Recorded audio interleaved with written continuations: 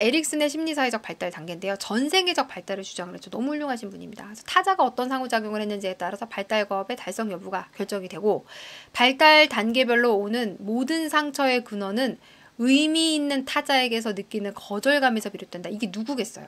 의미 있는 타자 누구예요? 부모님입니다. 대부분은 부모님이에요. 주양자.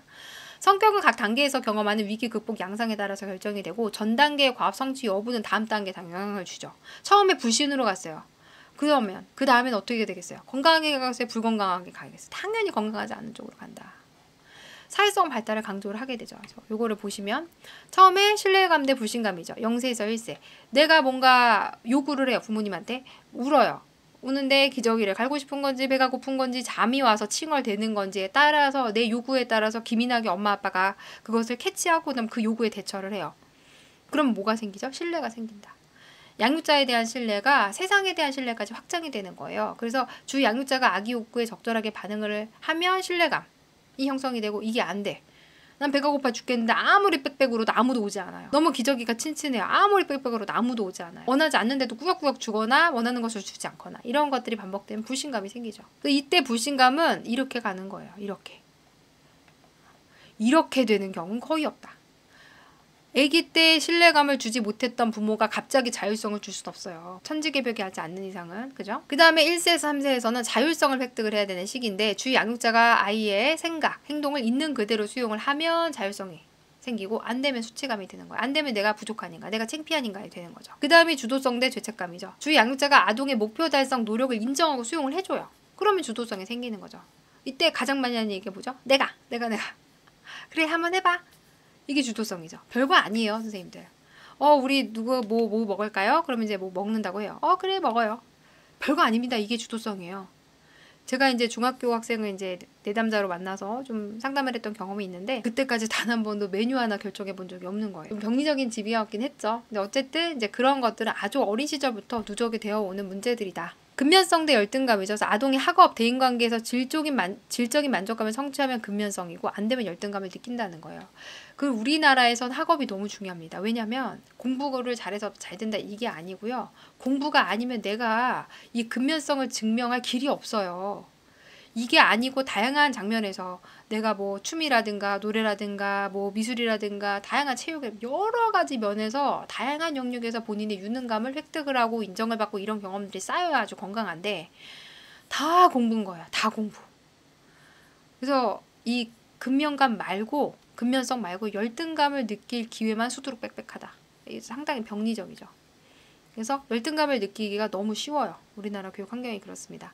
그 다음에 근면성 다음엔 자아정체감이죠. 사실 이때부터 자아정체감을 탐색을 하고, 내가 누구인가, 나는 뭘 좋아하고 어떤 것에 재능이 있는가를 꾸준하게 탐색하고 그것을 통해서 진로를 발달을 시켜야 되는데, 이거 할 시간이 없어요. 왜? 공부하느라. 그놈의 학원 쫓아다니느라 할 시간이 없다. 충분한 자기 탐색과 명확한 자기 이해가 필요한 시기에 그걸 할 시간이 없어요. 애들이 뭐가 시간이 없냐? 유튜브 보면서 인스타 하면서 그러고 있는데 무슨 시간이 없냐? 그거 하느라고도 시간이 없죠. 어쨌든 이런 시간은 없는 것 같습니다. 자기 정체감이 잘 형성이 되거나 아니면 역할 혼미가 오는데, 제가 만난 많은 청년들이 이게 안 돼 있어요. 자아 정체감이 형성이 잘 안 돼 있고, 이 상태로 역할 혼미 상태로 대학을 옵니다. 역할 혼미 상태로 대학을 오고 친밀감 대 고립감인데, 이게 성인 초기에 이게 과업이거든요. 그래서 이거가 제대로 안 돼요. 이 발달 전 단계가 영향을 준다고 했잖아요. 이렇게 발달한 사람은 이렇게 가겠죠. 갑자기 이렇게 갈 수 없어요. 타인과 깊이 있고 의미 있는 관계를 형성을 하면 친밀감이고요. 안 되면 고립감인데 안 됩니다. 안 돼요. 그래서 이성 친구와의 관계가 제대로 잘 안 된다. 근데 이것이 바로 이 전 단계들과 다 영향이 있는 거죠. 그 다음에 생산성과 침체성인데 성인 중기입니다. 사회와 다음 세대를 잇기 위해서 의미 있는 기여를 하는 게 이제 생산성이고, 그게 안 되면 침체성이죠. 성인 중기가 되고요. 그 다음에 자아 통합과 자아 절망인데 노년기에 삶의 성취와 실패를 전체적으로 수용을 한다. 플러스 마이너스 했을 때 내가 참 괜찮은 삶이었다면 자아 통합으로 가는 거고, 이번 생은 정말 망했다. 내 인생은 실패작이다. 이러면 이제 자아 절망으로 가는 거죠. 그래서 에릭슨이 이렇게 전생의 발달을 통해서 봤고, 선생님들께서 이것을 보셔야 하는 이유는 뭐냐면 상담과 검사에 너무나도 중요한 핵심 단서를 제공을 하기 때문입니다. 보세요. 아이가 뭔가 문제를 보인단 말이에요. 그게 뭐가 됐던 간에 이 과업과 너무나도 연관이 있어요. 이 과업을 제대로 내가 건강하게 다 완수를 했는가, 달성을 했는가가 이 아동 혹은 청소년이 잘 정상적으로 기능하는가, 적응하는가에 너무나도 중요한 역할을 합니다. 그래서 선생님들께서 요거는 그냥 아셔야 된다. 여기까지 청년기까지도 하실 수 있으니까 여기까지. 그래서 요거를 다 아셔야 된다. 대부분은 밀려 있어요. 이전 발달 과업들이 밀려서 완수가 안 되어 있는 상태다. 그런 것들이 누적돼서 지금 현재의 문제, 지금 현재의 적응에서의 어려움을 불러일으킨다. 이렇게 이해를 하시면 될 것 같습니다.